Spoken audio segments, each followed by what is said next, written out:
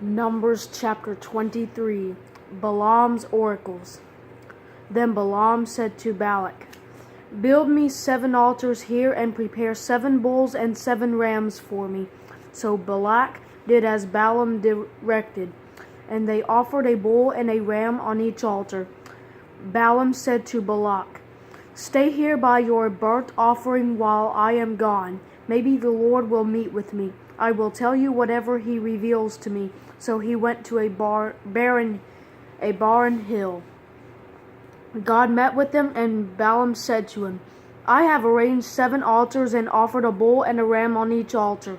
Then the Lord put a message in Balaam's mouth and said, "Return to Balak and say what I tell you."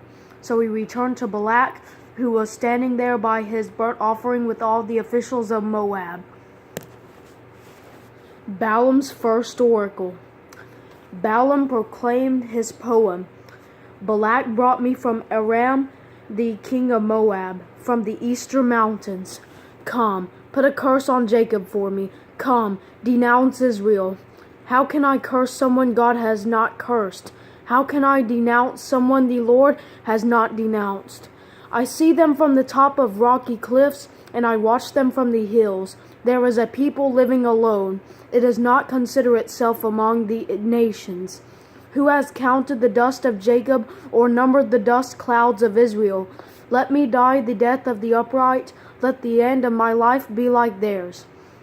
What have you done to me? Balak asked Balaam. I brought you to curse my enemies, but look, you have only blessed them.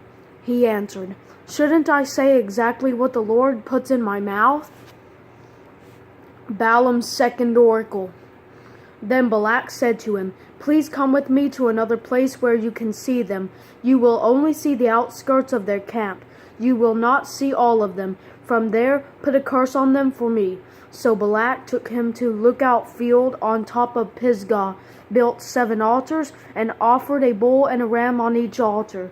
Balaam said to Balak, Stay here by your burnt offering while I seek the Lord over there. The Lord met with Balaam and put a message in his mouth. Then he said, Return to Balak and say what I tell you.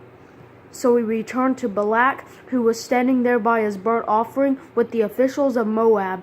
Balak asked him, What did the Lord say? Balaam proclaimed his poem. Balak, get up and listen. Son of Zippor, pay attention to what I say. God is not a man who lies, or a son of a man who changes his mind. Does he speak and not act, or promise and not fulfill? I have indeed received a command to bless. Since he has blessed, I cannot change it. He considers no disaster for Jacob. He sees no trouble for Israel. The Lord their God is with them, and there is rejoicing over the king among them. God brought them out of Egypt. He is like the horns of a wild ox for them. There is no magic curse against Jacob and no divination against Israel. It will now be said about Jacob and Israel, what great things God has done. A people rise up like a lioness. They rouse themselves like a lion. They will not lie down until they devour the prey and drink the blood of the slain. Then Balak told Balaam, Don't curse them and don't bless them. But Balaam answered him, Didn't I tell you, whatever the Lord says I must do? Balaam's third oracle. Again, Balak said to Balaam, Please come, I will take you to another place. Maybe it will be agreeable to God that you can put a curse on them for me there. So Balak took Balaam to the top of Peor, which overlooks the wasteland. Balaam told Balak, Build me 7 altars here and prepare 7 bulls and 7 rams for me. So Balak did as Balaam said and offered a bull and a ram on each altar.